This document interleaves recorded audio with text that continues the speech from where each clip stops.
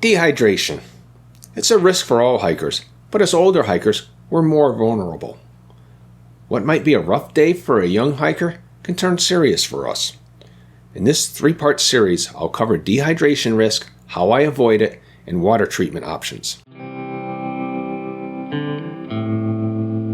Let's start with thirst triggers.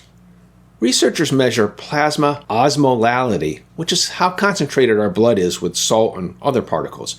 It's measured in milliosmoles per kilogram, or mosms per kilogram of water in your blood. The normal range is between 275 and 295. Higher means our blood is more concentrated and our body should signal us to drink. A younger hiker might feel thirsty at 280 mosms per kilogram. An older hiker may not feel it into 287. That may not sound like a big gap, but let's look closer. That's more than halfway to the top of the range before thirst even kicks in. In studies where both groups lost about 2 to 3% of body weight from dehydration, older adults drank only half as much afterward. Their bodies weren't signaling as strongly, even though they needed fluids just as much. That delay makes drink when thirsty unreliable for us. Relying on thirst is a gamble, even on cooler days or shaded trails. You can get behind on fluids without knowing it. By the time your body complains, you're already in a hole. I've been there. Years ago, I was hiking the Grand Canyon with my son. We made 2 big mistakes. First, I forgot to bring some medications I was on. Second, we ran out of water twice. Once on the rim and once on the Tonto Plateau below. Between the heat, the dry air, and my body dealing with withdrawal, I hit a wall. We found water soon after running out both times, but that was luck, not planning. A hiker we met warned us, "You're in a desert. You have to take water and heat seriously." He was absolutely right. Dehydration hits fast and it affects everything. Our energy, our focus, and our coordination. We get mental fatigue. We start making little mistakes that can become big ones. I've seen it happen. People stumble and can't think straight, not realizing how dry they are. That's especially risky when hiking alone. Dehydration can lead to hyperthermia or overheating. Older hikers don't sweat as efficiently, and our core temperature adjusts more slowly. Without enough water, we can't cool off properly. That's how we slide from hot and tired into heat exhaustion or even heat stroke. And if you're hiking at higher elevations, it gets even trickier. The air is drier and you lose more water just by breathing, but you may not feel thirstier. It's one more reason older hikers need to stay ahead of dehydration, not chase it.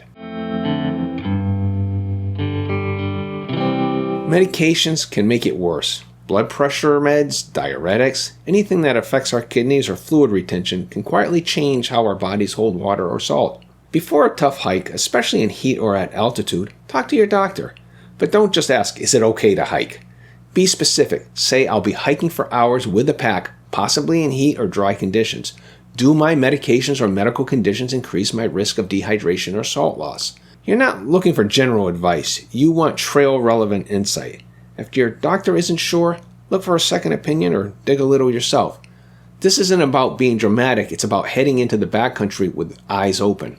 If some of your medications do raise your risk, ask whether they can be adjusted or paused. Not all medications can be interrupted, but some can, and it can make a big difference. You might also ask, what early symptoms should I watch for if I'm getting dehydrated on the trail? Knowing your personal warning signs can help you catch trouble before it gets out of control. Here's something a little off color, literally. One of the simplest hydration checks is urine color. Light yellow like lemonade, that's usually a good sign. Dark, more like apple juice or iced tea, you're probably behind. Some medications and supplements like vitamin B complex do affect color, but as a rule, darker means drier. It's not elegant, but it works. That hiker in the canyon told me it should be clear and copious.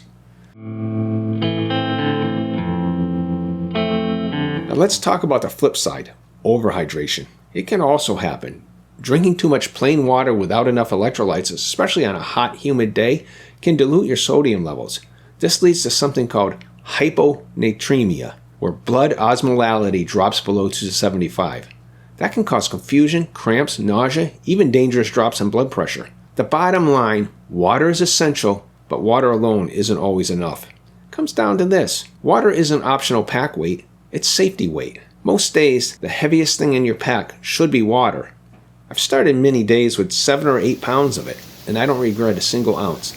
And I bring electrolytes with me. That includes single-day and multi-day hikes. If you're not sure about your next water source, don't gamble. You can't drink what you didn't bring and can't find. As older hikers, we can't afford to be playing catch-up. Don't rely on thirst, don't guess, carry what you need, and build in a buffer. Your body won't always warn you in time. As you get a better understanding of your current hiking environment, you can adjust the amount you carry. In the next video, we'll look at how I avoid getting dehydrated on the trail. Be on the lookout for parts 2 and 3 of this series.